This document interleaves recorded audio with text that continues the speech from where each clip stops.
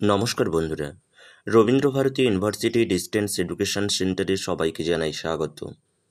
আজকের topic MA first semester CBCS মোডের education সাবজেক্টের কোশ্চেন প্যাটার্ন নিয়ে হাজির হয়েছি।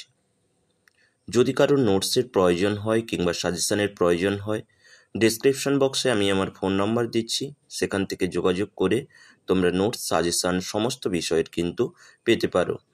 ফার্স্ট সেমিস্টার থেকে শুরু করে ফোর্থ সেমিস্টার পর্যন্ত। ফার্স্ট সেমিস্টার CBSE মোডের ইন্টারনাল অ্যাসেসমেন্ট হয় 10 নম্বরের।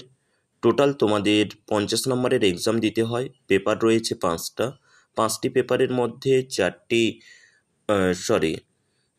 5টা পেপারের যে কোশ্চেন প্যাটার্ন হয় সেটা নিয়ে হাজির হয়েছি। সময় থাকে রিটিনের জন্য 2 ঘন্টা।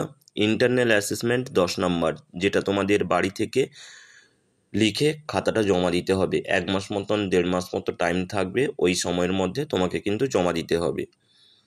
এবং যেটা পরীক্ষা দিতে যাবে তার question pattern: answer any 4 question out of 6। 6টা প্রশ্ন থাকবে, তার মধ্যে 4টা প্রশ্নের অ্যান্সার দিতে হবে। 4 into 2 = 8 মার্কস।